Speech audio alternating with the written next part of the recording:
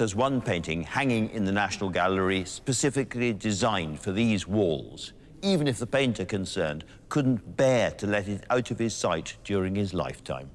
It is, of course, the Fighting Temeraire. It's a haunting image. To the backdrop of a pink, grey, orange sunset chugs a small, dark steamer, pulling a shimmering, pale sailing ship. This is a painting that has captured the imagination of generation after generation. I've sort of lived with this picture for most of my life. One of my schoolrooms when I was a kid had a print of it, and I can remember worrying that the big ship didn't have any sails out, which is kind of the point. I was a little bit thick. Some of you will have done jigsaws of the Fighting Temeraire, others will have eaten biscuits out of tins with the Temeraire on the lid. It's everywhere. But why? What is it about this painting that resonates even now? Well, for starters, it was made by a man that many see as Britain's finest ever artist, Joseph Mallard William Turner. Turner was the kind of artistic superstar of British painting in the early 19th century. He was particularly well known for his seascapes. This was still very much a seafaring country, and Turner was the master painter of all of that. Time and time again, Turner relished saltwater drama, the storms, the heart-stopping moments of wreckage and loss. So why was it this calm, limpid seascape, silent, melancholy, that meant so much to him? So the story of the picture is very, very simple and straightforward. The Temeraire, which had fought with Nelson at Trafalgar, is finally being tugged away to a shipbreaker's yard on the Thames, and she's being taken there by one of the newfangled steam paddleboat tugs that were on the Thames at the time. Turner brought his canvas to life with a flurry of confident brushwork, bold strokes of his palette knife, and even the press of his thumb. Now, these are pretty intimidating walls for any painting to hold its own. Turner's Temeraire is hemmed in on all sides by the greatest works of the greatest painters in the Western canon. And yet, time and again, the Fighting Temeraire is voted Britain's favourite painting. And indeed, it's recognised across the globe as an iconic piece of 19th century art. So, what's the secret of the Fighting Temeraire? To answer that, we have to go back to this painting's origins, because behind the image, so simple and so patriotic, lies another story of class, ambition, and opportunism. A story just as British, but rather more calculated.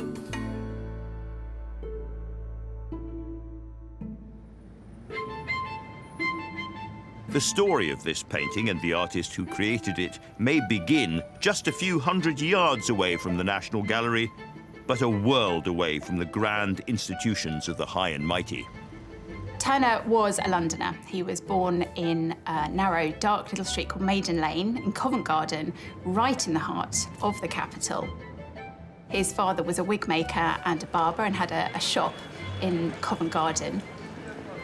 Turner was extremely working class.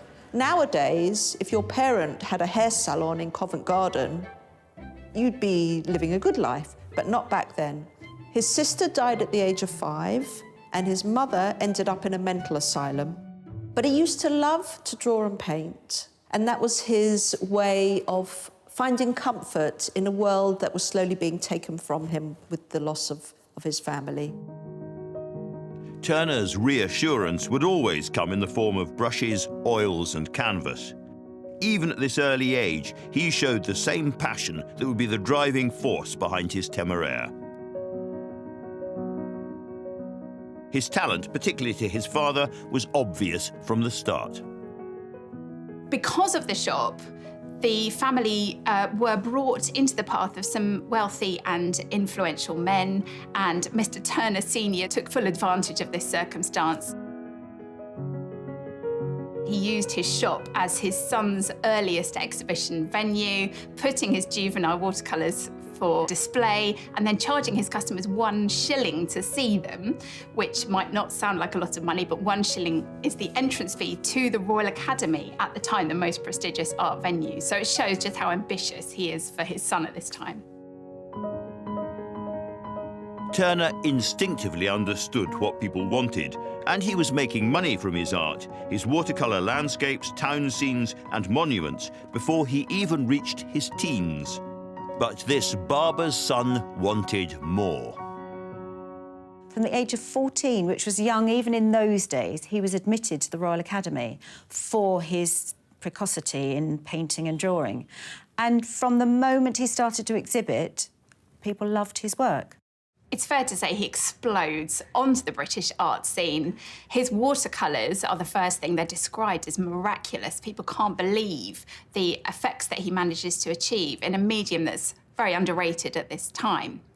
Almost straight away, it becomes clear that Turner is a star. He is made a Royal Academician at the youngest age ever, only 26 years old. Right from the beginning, Turner would draw and paint what he knew best. And he was really a child of the Thames. He was born just a stone's throw from the river, and all his life he was obsessed by water. Calm water, dangerous, stormy water, boats, ships, and the British all afloat. This was an artist determined to render the world he was living in, the here and now, directly onto his canvas. Turner was inspired by almost everything around him. And the work he made was different. It was wilder, brighter, more expressive, somehow more urgent. He was pushing the boundaries of what could be done with oil and pigment, and it was making him rich. But although Turner had enjoyed his first delicious taste of acclaim and earned enough money to lift him and his father far from their shop, he wanted much more. He wanted, and which serious artist doesn't, a legacy. He wanted paintings which would live long after he had died.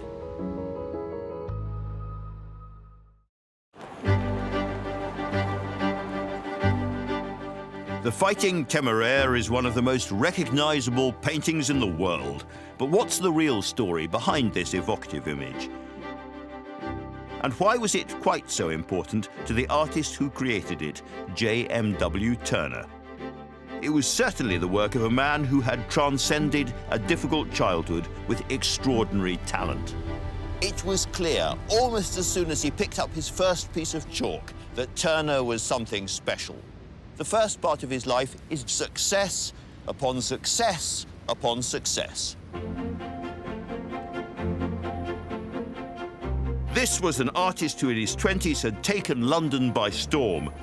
At just 29, he opened his own gallery and began selling hundreds of paintings every year. His bright, skillful maritime scenes and landscapes couldn't have come from any other hand. And it wasn't just the public that couldn't get enough. In 1807, he was appointed a professor at the prestigious Royal Academy. High, mighty, but Turner wanted higher still.